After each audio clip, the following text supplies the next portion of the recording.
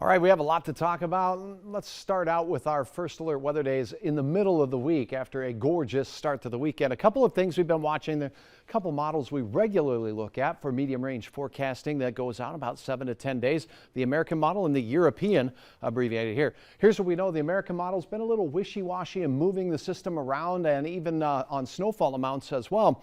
The Euro a little bit more consistent in that. Also, the American model's been changing the timing and the track of the storm a little bit more than that European model, but both of them show now that we're expecting some rain that'll be changing from Wednesday by Thursday in the early morning after midnight and into the morning hours to some snow.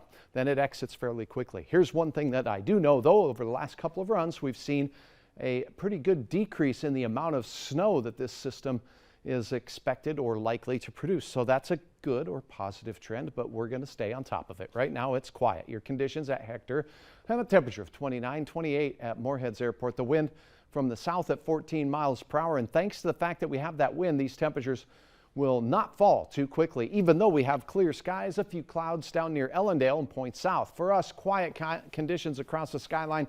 Here's the big storm system, most of the snow way up to the north in Canada, but still some severe weather moving through places like western Massachusetts.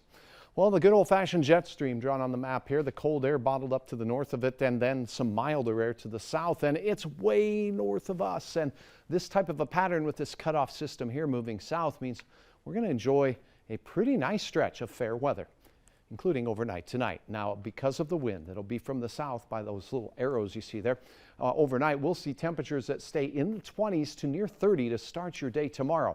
Patchy fog and frost that could form on roads and trees. That hoarfrost from south winds with more moisture can be pretty this time of year on trees. But be careful for slippery spots. As we go through the midday hour and beyond, temperatures will be between 35 and 40 degrees.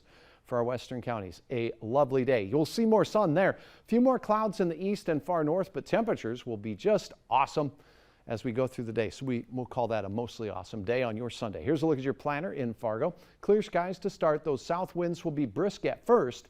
The rest of the day decreasing as temperatures warm. Now we will see a fair amount of cloud cover, but temperatures in Fargo in those mid-30s out there, another enjoyable weekend day. Now here's what the American model is showing on the storm system with, look at all the rain that'll fall on top of the snow in Minneapolis, according to the model's latest track, with snow out in the central Dakotas. Then as we go from Wednesday night and into Thursday morning, we're looking at the wee hours of the morning here before daybreak, snow and wind combined. Similar track on the old European model and also showing some Thursday morning conditions early and exiting fairly quickly. The biggest impacts still look to be Thursday morning, and the snowfall amounts should be right now looking to be between 1 and 5 inches. We'll keep you posted. It could change. Some golden sunshine there. That was near Mahnomen. Thanks for uploading your photo. Here's a look at temperatures. Simply spectacular over the next few days. After a breezy morning tomorrow, it gets better. Then Monday, Tuesday, and Wednesday. Look at Wednesday's temperatures before we end up with the first alert weather day. That's 40 degrees. But that rain mixing with changing to snow, and then it gets very windy with that snow in the overnight hours. Travel could be tricky first thing in the morning on Thursday. Then it's just downright niche cold with highs only in the low to mid-teens here in Fargo and colder elsewhere.